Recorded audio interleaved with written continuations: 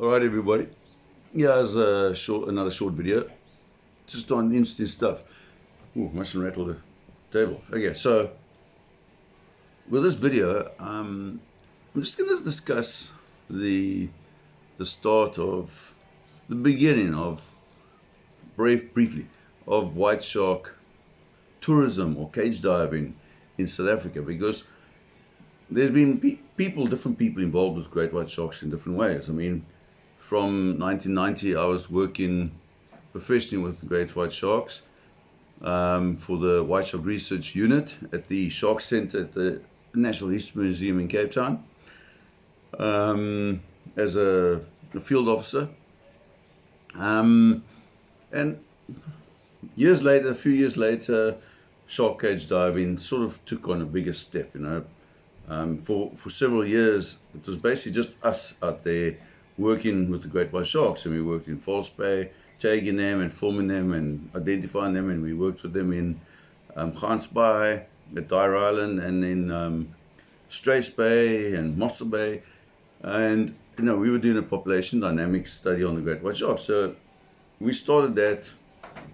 We really got into it from early 1991, but certain companies, most companies out there, and in South Africa we got 1, 2, 3, 12, let me see, 1, 2, 3 plus 9, 12, 13, 14. We got 14 white shark diving companies in the country, and some of them started not too long ago, and a few of them started in the early 90s, mid 90s, and that kind of thing. But the person that actually started really was the first one to start white shark cage diving commercially with tourists, and they were just local tourists, because this was before 1994 when the international tourists came in, and still in the apartheid era of South Africa, before 94, was a guy by the name of PJ van der Walt, and he started in 1989 from what I remember, and I still know PJ, a friend of mine. But PJ van der Walt was the first one. It was very sporadic. He did it once in a while, but he was the first one to start taking tourists out, and mostly local. I think probably 99% local tourists. I'm open to correction on that. To see great white sharks. And one day, he came to the museum, and he invited myself and my boss Leonard Compagno, Dr. Leonard Compagno, and my colleague Mike Boone to go out with him into False Bay.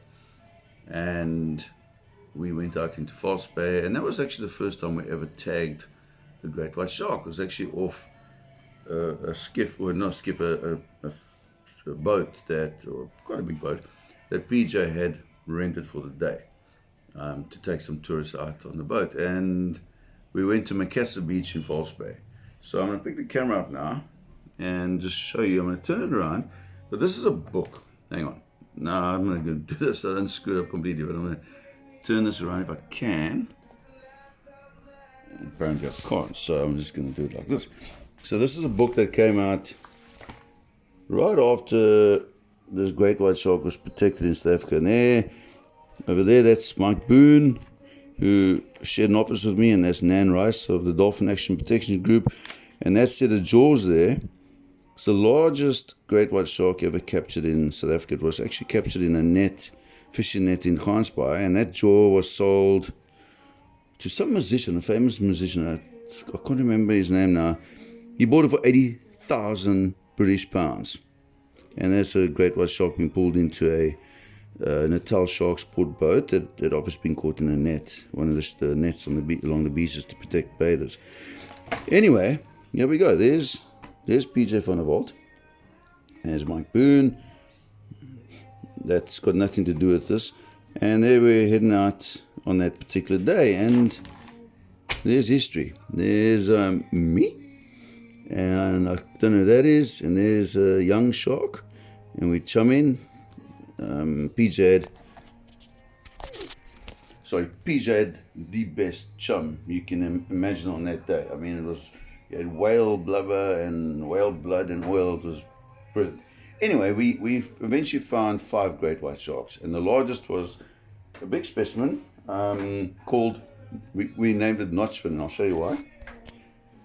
there you see the dorsal fin. And she was about 3.8 meters, 3.5, 3.8. There's Nosfin again. The cage right under the water. The poor guy in the cage must have been, his adrenaline was going brown. But yeah, we had a brilliant day out there. 5 great white sharks. She was the largest of them. And that particular shark, Nosfin, unfortunately, I don't see a picture of the tag. There's Leonard. And that's the Minister of Environmental Affairs when our team got the great white shark protected. But anyway, there we go. That shark was the first great white shark that we, as a research unit, a white shark research unit, had tagged. And it was Nosfin, about a 3.8 meter great white shark. And what was really interesting is that Nosfin really took dominance. There were 5 sharks. 4 of them were quite a bit smaller, under 3 meters. They were like 2.8, 2.5 meters long. And Nosfin was very dominant. And she actually killed one of the smaller sharks that wasn't paying her enough respect and kept coming to the boat when Nosfin would leave. And Nosfin came in the one time and was about 30 meters from the boat. And she came from underneath the shark. Actually, this one I'll show you now. Good turn around. That specific shark there, I think. No, yes, I think it's actually that little shark there. It was the first time. No, yeah, it was the first time I saw a great white shark. So bumping the table, Craig, come up and actually attack another shark. And obviously, my father had seen that with a submarine years before, when it took a big shark, like a 4 meter great white shark that was on the line and on the hook. But these sharks are just swimming around freely. And Nosfin came up, hit the shark in the gut, ripped it open, didn't feed off it, killed it. Shark drifted down, and then Nosfin was fine again. So that's a nice bit of history. But anyway, point is, PJ van der Walt was the first person in the country to start commercial shark cage diving.